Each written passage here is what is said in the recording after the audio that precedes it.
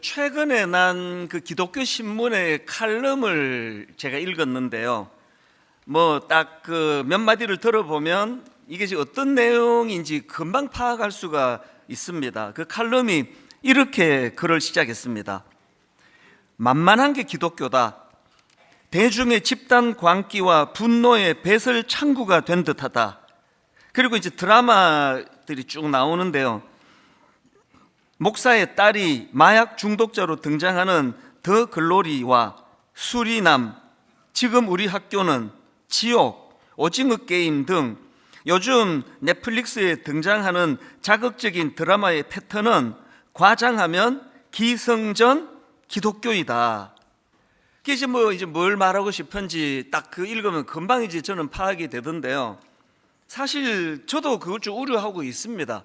지금 최근에 인기를 끈 어떤 드라마에 조연급으로 굉장히 중요한 비중 중에 하나인데요. 이 마약 중독자가 나와요.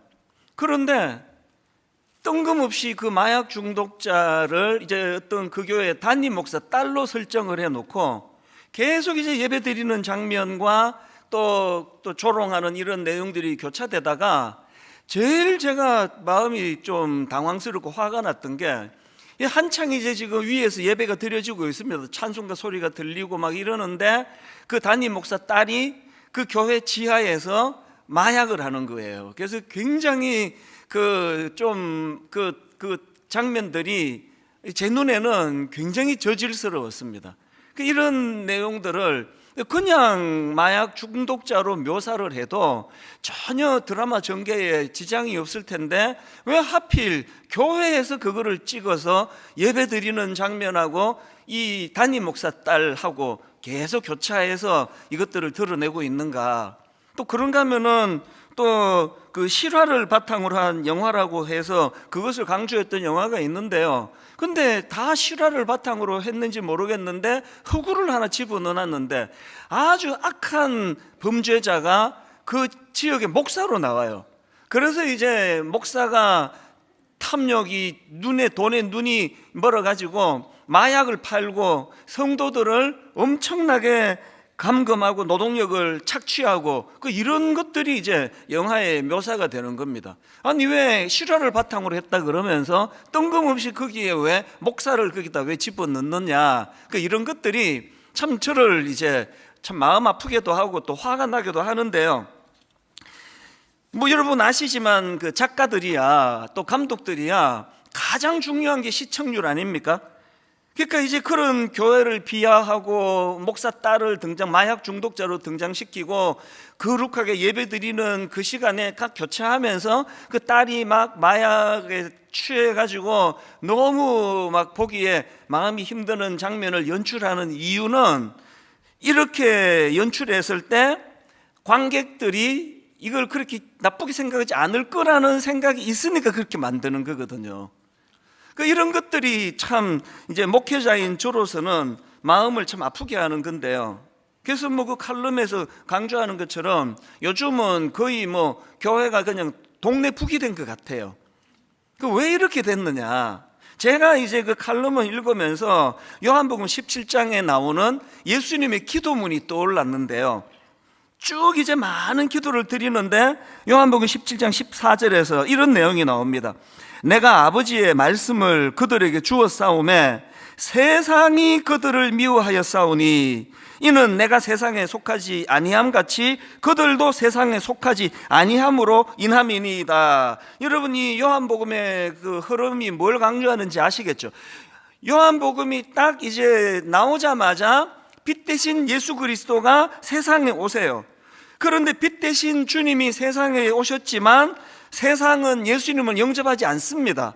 왜 영접하지 않느냐? 빛으로 오신 주님이 자꾸 어둠의 세상을 지적하니까요. 어둠의 세상에 대하여 계속 이제 지적하는 그것 때문에 영접을 하지 않는 정도가 아니라 예수님은 배척하고 미워하는 거예요. 그러면서 이제 주님이 제자들에 대하여도 그 이후의 그리스도인들에 대해서도 세상이 너희들을 미워할 것이라고 이렇게 말씀을 하는데요. 제가 오늘 이렇게 막 세상이 교회를 비난하고 막 드라마에서 조롱하고 하는 게 바로 우리가 빛의 역할을 잘했기 때문이다. 제가 이렇게 설교하면요, 저는 양심불량이에요. 오늘 지금 교회가 이렇게 조롱당하고 성도들이 또 목사가 조롱당하는 건 우리가 빛의 역할을 잘해서 어두움이 화가 나서 그런 게 아니고요, 반대입니다. 많은 분들이 이야기하잖아요. 니들은 빛이라 그러면서 우리하고 뭐가 다르냐? 교회가 지금 더 밝으냐? 내가 보니까 교회가 더 어두운 것 같다. 이런 비아냥거리는 일들이 많고요. 그런 인식들이 이제 작가나 감독들로 하여금 교회를 막 마음껏 비웃고 조롱하는 이런 소재로 지금 그 무슨 뭐 유행처럼 그렇게 쓰는 결과를 가져온 거 아닌가. 이게 이제 제가 마음이 아픈 겁니다. 그래서 제가 이런 현실이 참 고민이 되고요. 그럼 이거 어떻게 해야 되느냐. 자, 오늘 예배 끝나면요, 저기다 피켓을 준비했으니까 이걸 들고 우리 이제 방송국을 점령하러 갑시다. 방송국에 가서 이제 이런 거 우리가 용납하지 않겠다고 이제 모두가 이제 막 이제 거기를 점령하면서 데모를 하겠습니다. 제가 이렇게 말씀을 끌고 가면은 어차피 다 알고 계셔가지고 뭐 저렇게 왜 말을 하지? 그건 그 다음을 강조하기 위해서예요. 우리가 그런 세상이 어떻게 하느냐에 대하여 반응하고 거기에 대하여 물리적으로 그렇게 어떤 압력을 행사하는 게 아니라요, 이걸 잘 분석하는 거예요. 어떻게 하면은 이런 가슴 아픈 일을 우리가 피할 수 있느냐. 그래서 저는 목회자니까 뭐가 잘못됐나, 이렇게 된 원인이 어디에서부터 시작이 됐나, 그런 고민을 참 많이 하게 되는데요. 그렇게 고민하다가 발견한 말씀이 그게 오늘 본문 말씀입니다. 디모데후서 2장 20절 21절을 보십시오. 큰 집에는 금그릇과 은그릇뿐 아니라 나무그릇과 질그릇도 있어 귀하게 쓰는 것도 있고 천하게 쓰는 것도 있나니, 그러므로 누구든지 이런 것에서 자기를 어떻게 하면요, 깨끗하게 하면 귀히 쓰는 그릇이 되어, 그 다음 보십시오, 거룩하고 주인의 쓰심에 합당하며 모든 선한 일에 준비함이 되리라. 지금 여러분 이 말씀에서 강조하고자 하는 포인트는 아시겠죠? 하나님께서 추구하시는 것과 이 세상이 추구하는 게 완전히 다르다는 이야기예요. 이 세상은 큰 거를 추구해요. 성공을 추구해요. 이 세상은 인기를 추구하고, 이 세상은 겉으로 보여지는 화려함을 추구하는데, 우리 하나님은 그런 세상이 추구하는 것과는 완전히 다릅니다. 하나님은 크고 작은 것에 관심이 있는 것이 아니라 이게 깨끗한 그릇인가? 이 거룩한가? 이거에 관심을 갖고 있다는 것입니다. 우리 속담에 뭐로 가도 서울만 가면 된다, 이런 속담이 있지 않습니까? 제가 이 사전을 찾아봤습니다. 이게 무슨 뜻으로 주로 강조하는가 보니까요, 이렇게 설명했더라고요. 뭐로 가도 서울만 가면 된다는 이 속담은요, 무슨 수단이나 방법으로라도 목적만 이루면 된다, 이걸 뜻하는 거래요. 또 비슷한 속담으로 꽝 잡는 것이 매다, 이런 속담이 있지 않습니까? 이것도 제가 사전을 찾아보니까요, 두 가지 그 풀이 중에 하나가 이겁니다. 방법이 어떻든 간에 목적을 이루는 것이 가장 중요함을 비유적으로 이루는 말이다. 꽝 잡는 게 매다. 이게 뭐 악한 방법을 쓰든지 뭐 잔인한 방법을 쓰든지 뭐 가리지 않고 꽝을 잡는 게 이게 목적, 이게 잡는 게 중요하다. 이게 뭐 불법으로 가든지 뭐 합법으로 가든지 뭐로 가든 어디로 가든 목적지 서울만 가면 된다. 이 세상의 가치관을 아주 대변하는 대표적인 속담들인데요, 예수 믿는 우리는 지금 이런 가치관을 가르치는 세상의 가치관에 영향을 더 받습니까? 그런 거 중요한 게 아니야. 하나님의 가치관은요, 서울을 못 가더라도, 서울을 못 가는 한이 있더라도, 혹은 꽝을 못 잡는 한이 있더라도 악한 방법, 나쁜 방법으로 하면 안 돼. 이게 깨끗한 그릇이거든요. 자, 그러면 여러분 스스로 한번 양심에 손을 얹고 가슴에 손을 얹고 한번 물어보세요. 여러분은 지금 이 하나님의 가치관에 영향을 더 받고 사십니까? 이 세상 가치관에 영향을 더 받고 사십니까? 아니 뭐 큰 그릇만 되면 되지, 뭐 이렇게 말이 많아. 가게 내가 돈 벌려고 가게 여는 건데 그 무슨 뭐 양심 따지고 다 따지냐고. 난 돈 버는 게 난 목표야. 불량식품면 어떠냐고. 이게 이제 아주 극단적으로 악하게 나오는 사람들은 이제 막 감옥에 가고 그러지만, 그래도 뭐 내가 교회 다니는데 뭐 감옥 정도로는 안 하지, 적당히 하지, 이렇게 스스로 한번 생각해 보세요. 여러분은 그리스도인으로 하나님의 가치관에 영향을 더 받습니까? 세상의 영향을 더 받습니까? 여러분이 입장 곤란해 하시는 것 같아서요, 저부터 고백할게요. 만약에 이런 생각을 해봤습니다. 하나님께서 이제 시계를 이제 22년 전으로 되돌려서 다시 이제 교회를 개척하는 그 지점에 서서 저에게 이렇게 물으세요. 하나님이 이제 가정한 겁니다. 이 목사, 이제 앞으로 네가 개척하는데 둘 중에 하나 택해라. 하나는 꽁 잡는 게 매, 이 가치관을 가지고 막 그냥 사람들 끌어모으는 데다가 온 마음을 다 기울이고, 그래서 막 그냥 막 단번에 한 10만 명이 모이는 그런 교회가 되는 길이 하나 있고, 그 다음에는 그저 하나님이 원하시는 깨끗한 그릇을 위해 가지고 그냥 뭐 절대로 이제 다른 일 못하고, 그래서 한 10년이 지났는데 성도가 한 15명 모여서 반지하에서 독립도 안 되고 이런 길이 하나 있다면 너는 어느 길 택할래? 그러면요, 놀라실 거예요. 저는 주저하지 않고 1번을 택합니다. 어떻게 제가 그렇게 긴 세월을 자립도 안 되는 15명 지하에서 곰팡이 냄새 맡아가면서 그렇게 하느니, 뭐 악하고 악한 일은 하지 않잖아요. 적당히 타협하고 적당히 뭐 구슬러 가지고 10만 명 모이는 길을, 저는 내 본능은 반드시 그걸 택할 거예요. 놀라신 거예요? 그 다음이 중요해요. 그 본능이 제 안에 꿈틀거려요. 지금도 막을 수가 없습니다. 그래서 싸우는 거예요. 목회가 뭐 신방 많이 가가지고 뭐 허리 아픈 게 그게 뭐가 힘듭니까? 막 일 많이 해가지고 뭐 지치는 게 뭐가 필요합니까? 월요일 날 하루 종일 자면 돼요. 목회 해보니까 그게 힘든 게 아니고요, 이 본능과의 싸우는 게 힘든 거예요. 저는 계속 꿈틀거리는 것은 이 세상의 가치관이에요. 자유롭지 않습니다. 제가 이걸 이렇게 용감하게 오픈할 수 있는 건 사도 바울 때문입니다. 그 대사도 바울도 뭐라고 고백합니까? 로마서 7장에서 오호라 나는 곤고한 사람이로다, 이 사망의 몸에서 누가 나를 건져내랴. 이게 다른 말로 하면 무슨 뜻입니까? 이거 아닙니까? 난 구제불능이야. 나는 아무리 노력해도 안 돼. 이 바울이 이렇게 고백한 거거든요.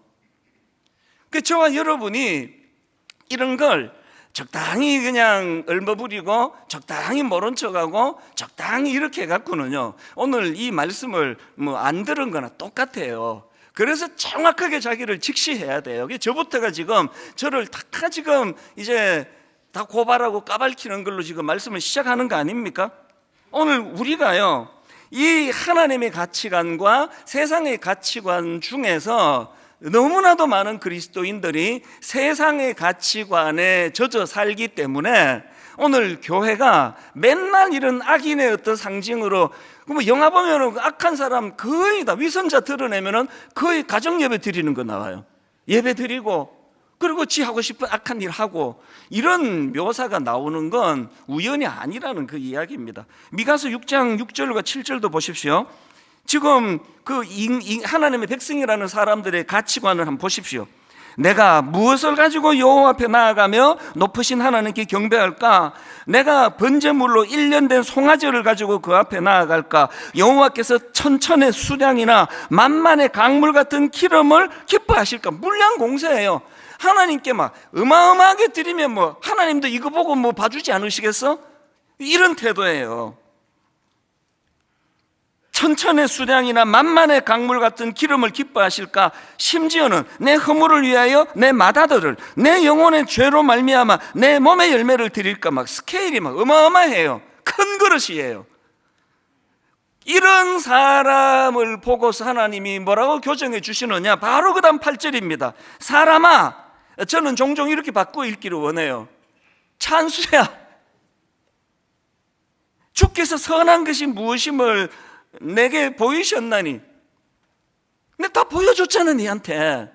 그러면 안 된다고. 그게 옳은 생각이 아니라고 그 얘기거든요.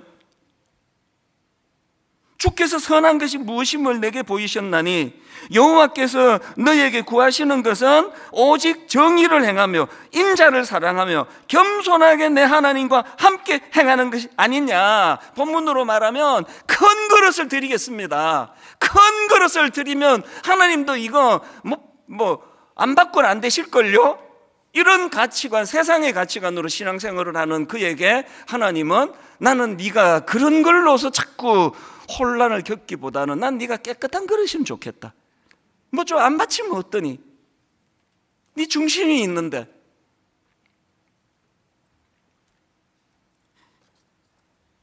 교회가 이렇게 세상 사람들한테 조롱을 당하고 목사 딸이 거기 주인공 마약 중독자로 등장을 하고 목사가 교회를 하면서 마약이나 팔고 성도들을 노동 착취나 시키려고 모아놓고 이런 걸로 계속 묘사가 되고 있는 건 우연히 나온 거 아니에요. 이 관객들이 바보입니까? 이런 영화 보고 나면 그 영화는 하나도 그게 현실성이 없어. 재미 하나도 없더라. 그 크리스찬들이 그 목사님들이 뭐 어떻게 마약을 파느냐고. 그러면 그다음부터는 이런 내용이 안 나올 텐데 계속 이런 소재가 나오는 게 공감을 하고 있는 사람이 많다는 거 아닙니까? 제가 보기에는 다 과장이죠. 어느 목사들이 그렇게 악한 목사가 이렇게 많지 않은데도 불구하고 이게 자꾸 이미지화가 되는 게 뭘 의미하느냐고요. 그래서 우리가 자꾸 큰 교회가 성공한 교회고 큰 교회 목사가 대단하고 이런 이미지를 자꾸 만들어가는 이게, 그래서 여러분 저는 특별한 경우가 아니고 언론에 인터뷰 안 하는 건 여러분 다 아실 거예요. 이번에 제가 자청에서 전화해갖고 인터뷰 좀 해달라고 한 건 2주 전에 있었습니다. 우리가 지금 꿈 넘어 꿈 추구하는 그 5교회를 좀이라도 더 알리고 싶어서, 그래서 담당하시는 분이 그러더라고요. 목사님이 전화를 더 주시네요. 그래서 이 5교회가 전 알려지기를 원해서 그렇다고. 그런 일 아니고는 언론 인터뷰 거의 하지 않아요. 자꾸 큰 교회 목사가 자꾸 그렇게 자꾸 나오고 하는 이게 자꾸 큰 그릇이 좋은 것처럼 비치지게 만들 위험이 있기 때문에 그렇습니다. 저는요, 헌금 많이 하는 성도가 막 VIP 대접을 받고 막 그분이 교회를 떠나게 될까봐 노심초사하고 제가 그렇게 저질이 될까봐 제가 두려워요. 그래서 저는요 22년 목회하면서 성도님들 헌금을 한 번도 뒤져보지 않았습니다. 저는 우리 장로님들이 헌금 생활 어떻게 하는지 저도 궁금해요. 한번 볼까 하다가도 안 받습니다. 한 번도. 왜 안 받는지 아십니까? 이거 자꾸 보다가는 이제 그 다음 장로님 뽑을 때 헌금 많이 한 순서대로 명단 갖고 이것 갖고 제가 흔들릴까봐 그런 거거든요. 교회가 그런 걸로 자꾸 사람을 판단하기 시작하고, 이 교회가 바깥에 세상에서 얼마나 높은 자리에 있고 이런 걸로 자꾸 기웃거리기 시작하면 그게 이제 세상의 가치관으로 흐를 수 있는 거예요. 교회가 무슨 기준을 정하면 그래서 또 한 번 또 엄청 시끄러웠잖아요. 어떤 다른 뜻 없습니다. 룰을 공평하게 잡으면 그게 모든 사람에게 다 똑같이 적용이 되도록 적어도 애는 써야 될 거 아닙니까? 천사처럼은 못한다 할지라도 적어도 애는 써야 될 거 아닙니까? 이게 깨끗한 그릇을 추구하시는 하나님의 기준이에요. 그래서 오늘 여러분들이요, 진짜 자기를 한번 돌아보자고. 저부터가 지금 저를 다 지금 까발키고 있는데요, 하나님 제일 싫어하는 게 바리새인들 아닙니까? 속은 그냥 세상 가치관으로 꽉 차 있으면서 그 성전 사람들 많이 다니는데 들어앉아가지고 그 홀리 보이스라 그러잖아요. 거룩한 목소리. 저도 다 할 수 있습니다. 사랑하는 주님. 이게 좀 아닌데, 이게 더 홀리해야 되는데. 주여. 좀 더 닮아갑니까? 그런 어떤 가시적으로 보여지는 어떤 정형화된 목소리, 또 이런 거 이렇게 하고 다니는, 이 성경을 이렇게 하고 다니는 게 좋은 일이에요. 이렇게 하고 다니는 게 좋은 일인데 왜 문제가 됩니까? 보이기 위해서 하니까요. 오늘 예배 드리시는 여러분, 여러분의 삶을, 저의 삶을 한번 돌아보자고요. 세상 사람들에게 오해를 받을 수 있는 빌미를 누가 제공하고 있는지.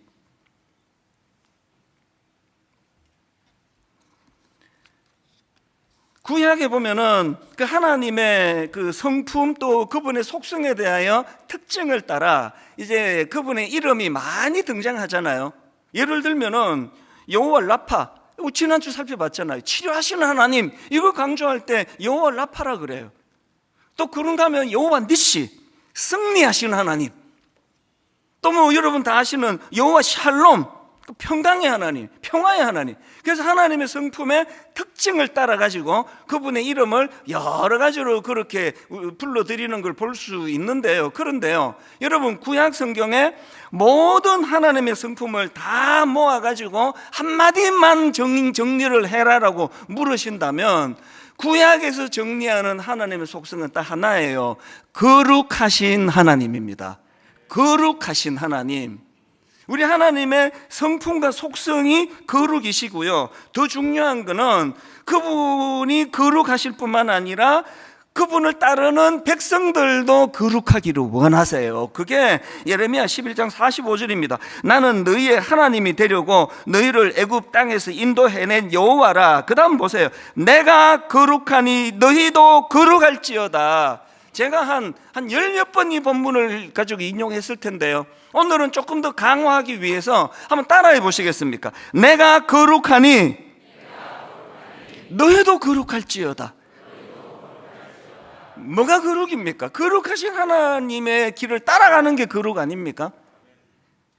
이제 우리가 한 10년 뒤, 한 20년 뒤 우리부터 이제 불씨가 돼가지고 이제는 영화 감독이 이상하게 그 필요도 없는데 막 교회를 조롱하면은 저건 좀 너무 현실성이 떨어져, 영화가 재미가 없어, 이렇게 되는 날을 만들기를 꿈이라도 좀 꿔보자고요. 꿈이라도. 그럼 어떻게 해야 됩니까?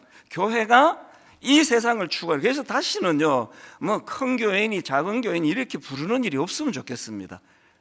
분당 우리 교회가 이제 10,000명 좀 더 나가고 이제 교회가 좀 줄어들었네, 이렇게 얘기하시지 말고요. 분당 우리 교회는 그저 거룩한 교회가 되기를 원해. 세상과는 좀 달라. 그 성도들을 만나보면 저는 가끔씩 그 분당 우리 교회 성도님은 진짜 다르던데요, 그런 이야기를 제가 가끔씩 들어요. 한 10년에 한 번씩 이렇게 듣습니다. 그날은 잠이 안 와요. 너무 좋아가지고. 이 이상 기쁜 게 있습니까?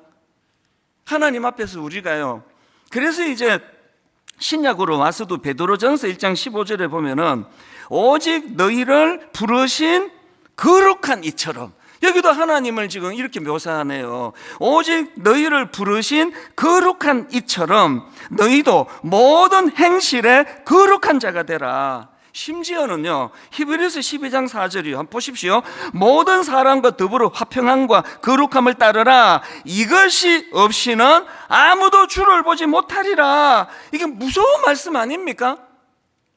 거룩을 추구하지 않고는 철학기도 10시간 기도해도 주를 보지 못하리라. 우리가 하나님 앞에 정말 하나님의 임재를 뜨겁게 사모하기 위해서 세상의 길을 추구하던 내 걸음을 옮기는 거예요. 그래서 서울에 못 가더라도, 꿈을 못 잡더라도 나는 잘못된 방법 쓰지 않을 거야. 그래서 교회 다니는 사람이 그래서 결국은 꿈을 못 잡은 게 막 엄청 자랑이 돼야 돼. 이 세상에 우리 아들이 그래갖고 대학교에 떨어졌잖아. 할렐루야. 나 우리 아들이 컨닝하고 좋은 대학 가는 것보다 이게 너무 자랑스러워. 간증에 좀 이런 거 좀 나오면 안 되겠습니까? 그럼 무슨 간증이 맨날 공부도 못한 애가 기도해갖고 대학 갔다는 것밖에 안 하시느냐고요. 뭘 지금 제가 강조하는지 아시죠? 그래서 여러분, 우리 교회 성도님 이거 얼마나 강조하는지 아시죠? 인생의 목적은요, 행복이 아니라 거룩이에요. 거룩. 행복은요, 주님 나라 가서 이루어지는 거예요. 그 지금 서울 사는 사람이 부산에 한 3일 출장 갔는데 그 왜 꼭 행복해야 됩니까? 일하러 갔는데. 여기 지금 출장 온 거예요. 일하러 갔단 말이에요. 왜 이렇게 꼭 행복해야 되겠습니까? 하나님 앞에서 우리가 지금 뭘 추구하느냐? 행복은 하나님 나라에서 이루어지는 거고요, 이 땅은 거룩을 추구하는 거예요. 사명을 이루기 위해서 하나님 앞에.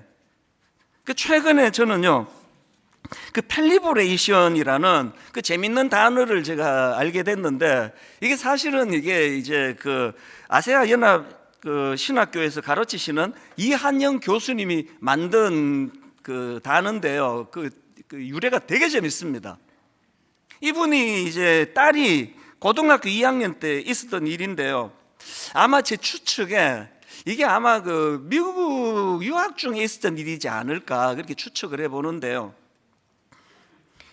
이 2학년 딸이 이제 그 좋은 대학교에 대한 목표가 있었나 봅니다. 난 그 학교를 내가 목표로 할 거야. 그렇게 하고 있던 2학년 어느 날인데요. 이 딸이 성적표를 받아왔는데 F를 받아왔어요.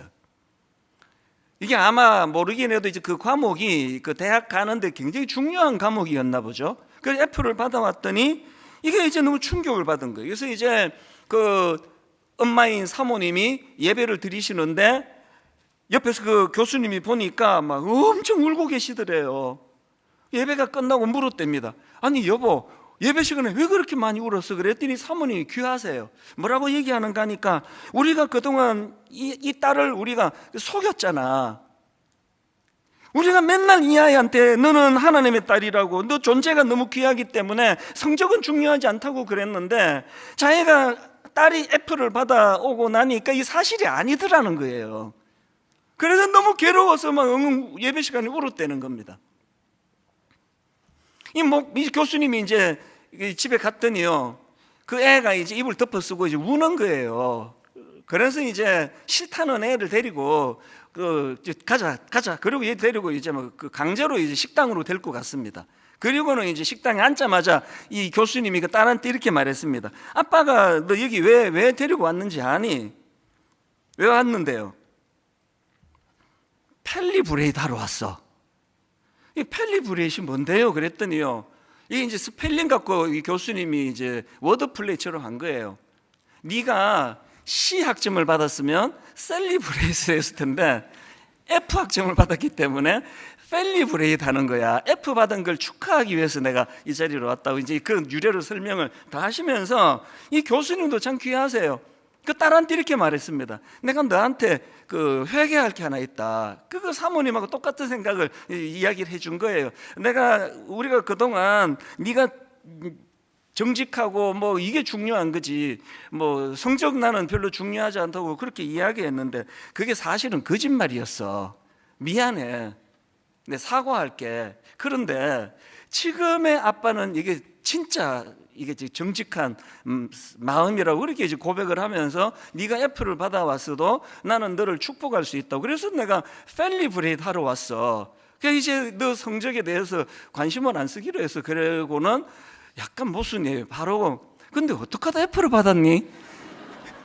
이게 참 부모의 한계예요. 관심 없다고 하는데 또 관심이 가요. 어떻게 하다가 F를 받았니? 그랬더니 그 딸이 참 아름다운 말을 했습니다. 이게 워낙 중요한 과목이라서 그랬는지 모르겠습니다. 이게 이게 또 제가 보기에는 뭐 절대 평가하지 않았을까 싶은데요. 커닝 페이퍼가 돌았대요.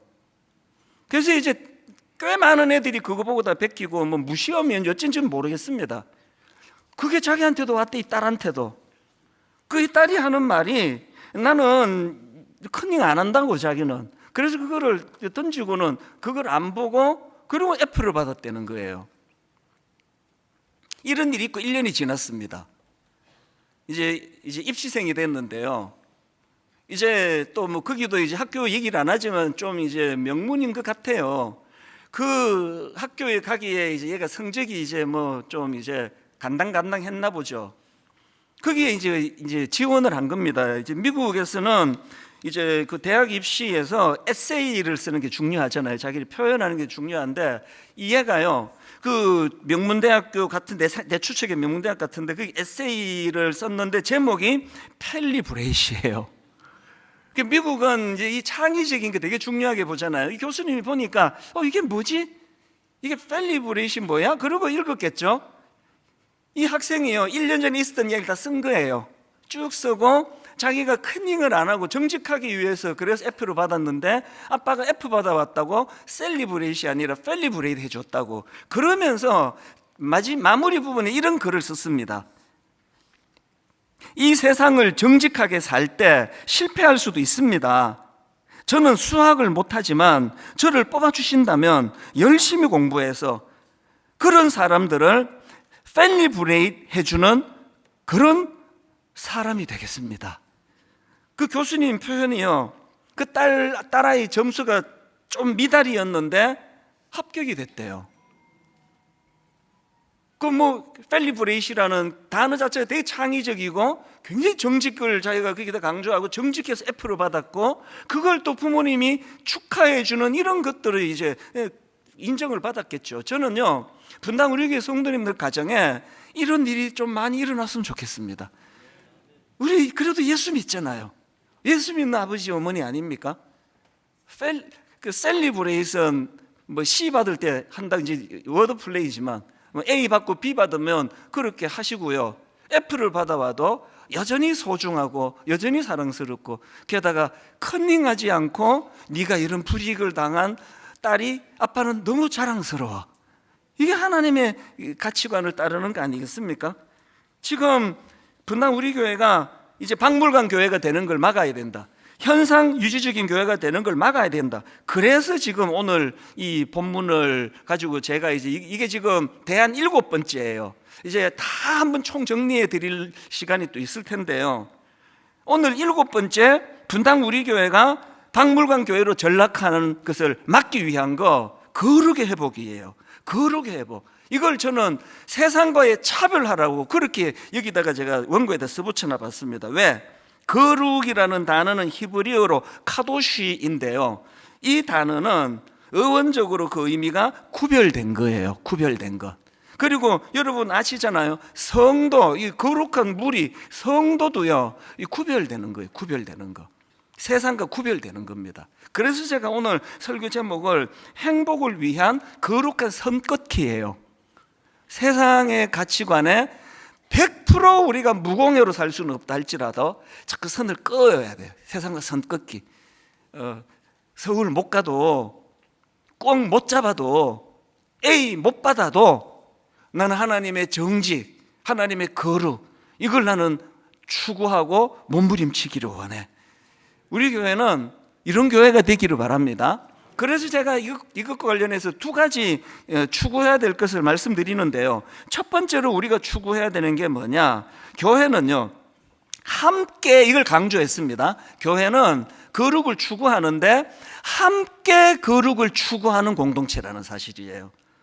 본문 디모데후서 2장 22절이 그 내용을 설명합니다. 또한 너는 청년의 정욕을 피하고, 그 다음 보세요, 주를 깨끗한 마음으로 부르는 자들과, 그 다음에 함께예요. 주를 깨끗한 마음으로 부르는 자들과 함께 의와 믿음과 사랑과 화평을 따르라. 청년의 정욕으로 상징되는 이 악한 세상 가치관과 싸워야 되는데 혼자는 역부족이에요. 함께 싸워, 함께. 다락방이 중요하고요. 여기 우리 대학생들 대학부 가셔야 됩니다. 청년부 가셔야 돼요. 함께 싸우지 않고는 청년의 정욕을 이길 수 없습니다. 바로 어젠데요, 이 설교를 제가 정리하고 있는데 교구 목사님에게 메일이 왔습니다. 지금 1만 성도 파송 운동 이후로 이 초신자들이 우리 되게 많은데요, 얼마 전에 어떤 순장님 만났더니 그 자기 다락방에 초신자가 5명이나 된대요. 이게 진도 나가기 어려운 거예요.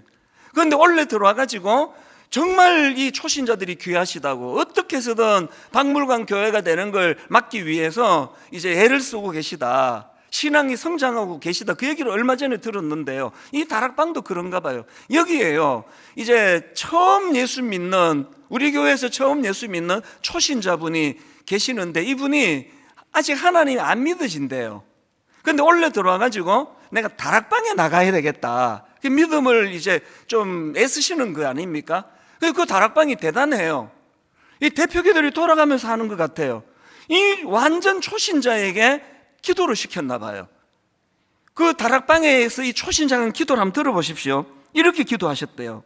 하나님, 저는 하나님이 아직도 잘 안 믿어집니다. 이렇게 기도하는 교회는 우리 교회밖에 없을 거예요. 하나님, 저는 하나님이 아직은 잘 안 믿어집니다. 하지만 전 이곳이 참 좋습니다. 여기서 하나님 말씀을 배우며 마음을 서로 열고 위로하고 공감받는 이곳이 정말 좋습니다. 그리고요, 그 다음 기도가 눈물이 날 지경이에요. 이제 그날 우리 다락방의 특징은 나눔이잖아요. 이제 자기를 오픈하고 대화를 하다가 그날 유난히 힘든 그 성도들이 많았나 봐요. 이 초신자가 이렇게 기도하셨대요. 여기 있는 다른 분들은 하나님을 의지하고 믿고 계시니까 이분들 하나님이 좀 잘 지켜주세요. 그러면서 기도하는데 이 초신자가 울면서 울면서. 그래서 그날 다 울었대요. 이게 다락방이에요. 그래서 참 함께 울고 함께 웃고 격려받고 용기를 얻고 힘을 얻고 처음 나온 초신자의 기도를 통해서도 그렇게 위로해 주고 이런 일이 일어나는데요, 저는 다락방 안에서 이 모든 일이 일어나기 위하여 저는 다락방 공동체가 거룩한 공동체가 되기를 원합니다. 거룩을 추구하는 공동체, 거짓말하지 않으려고 몸부림을 치는 사람이 모인 곳. 그래서 이 초신자가 와보니까 기가 막혀요. 참 잘 논다. 이게 뭐 그냥 이게 뭐 거짓말 입에 달고 살구만. 이렇게 했으면 이분이 울면서 그분을 축복하며 기도했겠냐고요. 다락방은요, 교회는요, 부자들이 모인 거, 부자와 가난한 걸로 구분하는 데가 아니고요, 권력을 가진 자와 그렇지 않은 자를 구분하는 데가 아니고요, 교회는요, 거룩을 추구하는 데예요.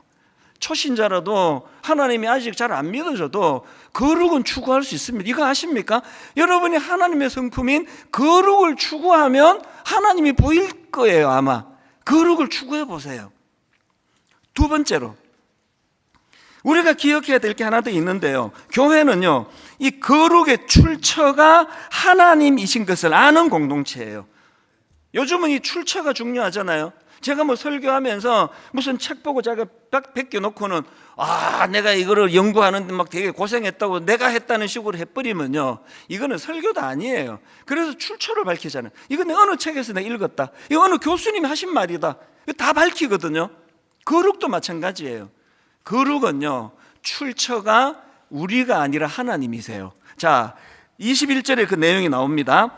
그러므로 누구든지 이런 것에서 자기를 깨끗하게 하면 귀히 쓰는 그릇이 되어 거룩하고 주인의 쓰심 합당함, 이렇게 나오는데요, 이게 우리말로 번역이 약간 좀 아쉬워요. 이게 우리말로 보면 이게 지금 능동태잖아요. 거룩하고인데요, 이게 헬라어로 보면은 이 수동태예요. 그래서 원어에 가깝게 번역을 하자면 거룩하게 하고예요. 거룩하게 하고입니다. 하나님이 거룩하게 하신 거예요. 출처가 하나님이세요. 아까 제가 고백했잖아요. 아까 바울도 고백했잖아요. 지금도요, 저보고 선택하라 그러면 저는 뭐 꽁 잡는 게 매다 그러면서 난 10만 명 모이는 거 택하지, 나는 거룩 그러면서 15명으로 20년 30년 사는 쪽, 저 본능은 절대로 전 그걸 택할 수 없는 사람이에요. 저를 너무 그렇게 고상하게 보지 마세요. 저 저질이에요. 그러나 싸우는 거죠. 끝까지 싸우는 거죠. 그리고 제가 믿는 거 하나 있거든요. 거룩의 출처는 내가 아니기 때문에 그분이 주시는 거기 때문에 더 의지하는 거죠. 더 매달리는 거죠. 이걸 잘한 게 사도 바울이에요. 고린도후서 4장 7절을 보십시오. 바울이 자기를 이렇게 자기 존재감을 드러냅니다. 우리가 이 보배를 질그릇에 가졌으니, 바울은 아이덴티티가 너무 분명해요. 자기는 깨지기 쉬운 질그릇이에요. 그리고 자기 안에 섞여 있어가지고 뭐 굳이 이렇게 안 드러내도 되는데 자기는 질그릇같이 약한 존재예요. 자기에게 좋은 점이 있다면 그건 자기가 아니라 자기 안에 그 질그릇 안에 계시는 보배 대신 예수 그리스도래요. 바울은 이걸 고백하는 거거든요. 저는 저의 부끄러움을 고백하는 게 하나도 부끄럽지 않아요. 여기 질그릇 아닌 분 누가 있습니까? 말 안 해서 그렇지. 여기 질그릇 아닌 사람이 있냐고요. 내가 질그릇임을 인정할 때 보배 대신 그분을 의지하게 되거든. 그래서 여러분 액센트를 바꾸어가지고 이 고린도후서 4장 7절을 다시 한번 보십시오. 우리가 이 보배를 질그릇에 가졌으니, 그 다음 보세요. 이는 심히 큰 능력은 누구에게 있습니까? 하나님께 있고 우리에게 있지 아니함을 알게 하려 함이라. 기독교는요, 거룩의 출처를 정확하게 인정하는 정직한 사람이 하나님을 만날 수 있다는 걸 가르치는 신앙 공동체입니다. 여러분 질그릇인 거 부끄러워하지 마십시오. 저부터 드러내잖아요. 여러분 안에 혹시나 여러분이 저를 보고 그래도 이 목사 뭐 좋은 점이 있네 그러고 뭐 몇 가지를 드러내면 그건 제가 아니라 제 안에 계시는 보배예요. 그건 제가 아니에요. 제 안에 계시는 보배. 결론을 이 찬양으로 저는 맺기 원하는데요, 요즘에 흥얼흥얼 그려지는 찬양이에요. 이 세상을 살아가는 동안에 나의 힘을 의지할 수 없으니. 왜 의지할 수 없습니까? 출처가 저에게 있는 게 아니기 때문이에요. 이 세상을 살아가는 동안에 나의 힘을 의지할 수 없으니, 그래서 하는 게 뭐냐? 기도하고 낙심하지 말 것은 거룩의 출처 대신, 거룩의 능력의 출처 되신 주님, 주께서 참 소망이 되심이라. 우리 가사를 기억하시면서 오늘 설교를 정리하시면서 한번 내가 거룩을 쟁취하려고 한번 내가 정말 싸워야 되겠다, 내 본능과, 이런 마음의 각오를 가지고 우리 한번 이 찬양 같이 불러보기 원합니다. 이 세상을 살아가는 동안에, 세상을 살아가는 동안에 힘의 출처는 우리가 아닙니다. 나의 힘을 의지할 수 없으니, 그래서 기도하고 낙심하지 말 것은 힘과 능력의 출처 주께서 참 소망이 되심이라. 다시 한번 고백할까요? 이 세상을 살아가는 동안에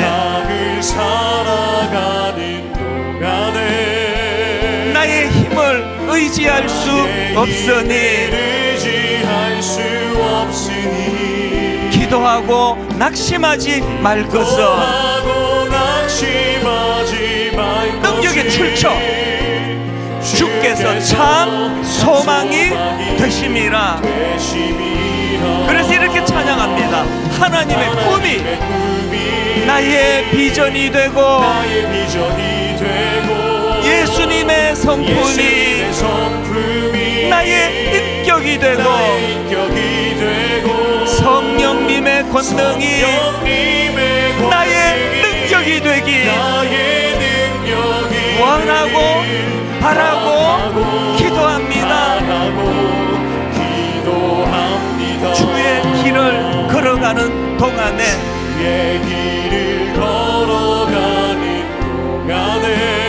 세상의 것 의지할 수 없으니 감사하고 낙심하지 말 것은 주께서 참 기쁨이 되심이라. 여러분 우리 한번 힘을 얻어 한번 이렇게 노래합니다. 하나님의 꿈이 나의 비전이 되고 예수님의 성품이 그분의 거룩하심이 나의 인격이 되고 성령님의 권능이 나의 능력이 되기 원하고 바라고 기도합니다. 하나님의 꿈이 나의 비전이 되고 예수님의 성품이 나의 인격이 되고 성령님의 권능이 나의 능력이 되기 원하고 바라고 기도합니다. 여러분 이 믿음을 가지고 한번 이렇게 선포합니다. 나 주님만을 섬기리.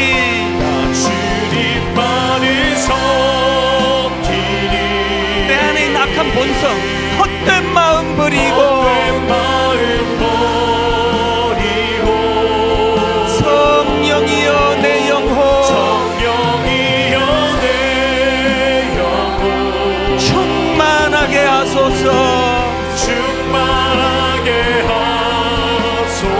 앞에 내 생명 드리리다. 주님 앞에 내 생명 드리리다. 우리 다 자리에서 일어나셔서 두 손 들고 찬양합니다.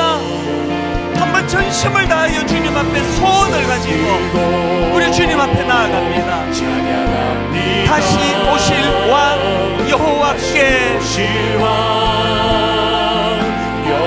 누가 여러분을 다스리기 원하십니까? 오직 주만이 나를 다스리네. 나 주님만을 섬기리. 내 안에 있는 악한 본능, 악한 본성, 헛된 마음 버리고 성령이여 내 영혼, 우리를 거룩의 길로 인도하시는 그 성령님을 의지합니다. 충만하게 하소서. 충만하게 하소서. 주님 앞에 내 생명 드리리다. 우리 마지막으로 전심을 다하여 한번 후렴 이렇게 노래합니다. 나 주님만을 섬기리. 나 주님만을 섬기리. 헛된 마음 버리고 성령이여 내 영혼, 성령이여 내 영혼 충만하게 하소서. 충만하게 하소서.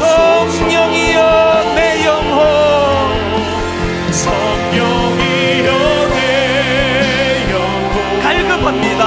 충만하게 하소서. 충만하게 하소서. 주님 앞에 내 생명 내 생명 드리리다. 상한 심령을 가지고 정직하게 나가기 원합니다. 하나님, 저는 큰 그릇을 추구해 왔습니다. 저는 뭐로 가도 서울만 가기를 갈망했습니다. 저는 그리스도인으로서 세상이 가르치고 추구하는 그 가치관을 더 따랐던 것 같습니다. 저는 내가 큰 그릇 되지 않은 게, 우리 아들이 큰 그릇 되지 않은 게 견딜 수 없이 아팠습니다. 컨닝을 해서라도 A+ 받기를 원하지, 다 컨닝 하는데 혼자 뭐 잘났다고 그래서 F 받아 오는 건 나 원치 않았습니다. 오늘 하나님 그 이유를 알았습니다. 거룩의 출처가 내 안에 있지 않기 때문입니다. 나는 거룩을 추구할 수 없습니다. 그래서 거룩의 출처 되시는 하나님을 의지하기 원합니다. 하나님, 흉내라도 주님의 거룩을 추구하며 주님의 거룩을 닮아가기 원합니다. 우리가 자녀들에게 우리 아빠가 뭐 어떤 건 난 모르겠지만 우리 아빠는 거룩을 추구하는 분이야, 우리 엄마는 정직한 분이야, 우리 엄마는 존경할 만한 그런 어른이라고 나는 생각해. 그리스도인으로서 하나는 이 꿈을 꾸면서 나가기 원합니다. 우리 한번 하나님 앞에, 주님 앞에 이름 부르며 큰 소리로 기도하며 나가기 원합니다. 우리 통성으로 같이 기도하시겠습니다. 살아계신 하나님 아버지, 오늘 우리 함께 모여 참 하나님 은혜를 구하며 기도합니다. 하나님, 교회가 조롱을 당하는, 목회자가 조롱을 당하고 성도들이 조롱을 당하는 시대를 살아가고 있습니다. 하나님, 우리가 틀들을 내다가 일어나면 일어나는 것이 아니라 아버지, 우리가 세상에 물들어가고 있어서 일어나는 일이라고 주님 정직하게 고백합니다. 그래서 하나님 인도하여 주시옵소서. 거룩의 출처가 내가 아니라 오직 주님의 신을 우리가 바라보며 기억하며 나아갈 때에 아버지, 이 세상 가운데서 보더라도 아버지 주님께서 아버지 말씀하신 대로 그 거룩함을 추구하며 나아가시는 우리 인생이 될 수 있도록 인도하여 주시옵소서. 그런 주님을 내가 의지합니다. 이 세상이 지는 길이 아니라 거룩하신 하나님 방법대로 옳은 길을 선택하며 나아가시는 우리 교회와 우리 가족과 우리 사람들이 될 수 있도록 주여 역사하여 주시옵소서. 아버지, 거룩과 정의를 꿈꾸며 나아가길 원합니다. 아버지, 이 세상에서 깨끗한 수많은 인생이 되어 날마다 거룩하게 우리 앞가림을 수많은 일을 나아가시는 참된 주님을 찾아낼 수 있도록 주여 인도하여 주시옵소서. 우리의 가치관이 세상이 아니라 하나님께서 원하시는 가치관으로 건너갈 수 있게 인도하여 주시옵소서. 내가 거룩하니 너희도 거룩할지어다라고 말씀하신 주님의 그 말씀대로 살아가는 나아가시는 우리의 인생이 될 수 있도록 인도하여 주시옵소서. 우리 인생의 목적은 이 행복이 아니라 거룩함을 추구하는 것임을 날마다 기억하게 하여 주시옵시고, 우리들이 거룩과 정직을 추구하며 우리 세상 가운데서 바르게 바른 삶을 나아갈 수 있는, 우리 주님의 그 말씀 안에 바른 삶을 나아갈 수 있는 우리 모두가 될 수 있도록 인도하여 주시옵소서. 아버지, 함께 거룩을 추구하는 것을 우리 교회와 우리 가정이 함께 거룩을 추구하며 나아가는 아버지, 우리 모두가 될 수 있게 인도하여 주시옵시고, 아버지, 거룩의 출처가 바로 우리 주 하나님이심을 아버지 진정으로 깨닫고 알게 되는 우리 모두가 되길 간절히 소망합니다. 고마우신 하나님 아버지, 오늘 이 시간 한번 정직하게 저와 우리 말씀 듣는 성도님들이 자기를 들여다보기를 원합니다. 하나님, 우리는 이렇게 오래 예수 믿었지만 여전히 세상의 가치관이 더 우리를 영향을 미치고 있음을 고백하지 않을 수 없습니다. 사도 바울조차도 참 나는 구제불능 같은 인간이라고, 누가 이 사망의 몸에서 나를 건져내겠냐고 절규했지만, 바울은 그 처절한 깨지기 쉬운 질그릇 같은 자기를 직시했기 때문에 로마서 8장으로 건너갈 수 있었고, 로마서 8장에서의 놀라운 십자가 예수 그리스도를 의지할 수 있게 됐고, 성령의 강한 역사를 그가 갈망할 수 있게 되었고, 그래서 결국은 나는 승리했노라고 고백할 수 있게 되었다고 한다면, 우리에게도 이 은혜를 허락하여 주시옵소서. 한번 주님, 거룩을 추구하고 싶습니다. 거룩한 하나님의 자녀로 살고 싶습니다. 그 출처 되시는 하나님, 오늘도 의지하는 자들에게 은혜 내려 주시옵소서. 교회가 너무 부끄럽고 수치스러운 자리에 조롱당하고 있는 이 자리가 하나님, 우리를 각성케 하는 놀라운 하나님의 은혜의 도구가 되게 하여 주시옵소서. 이번 한 주간 참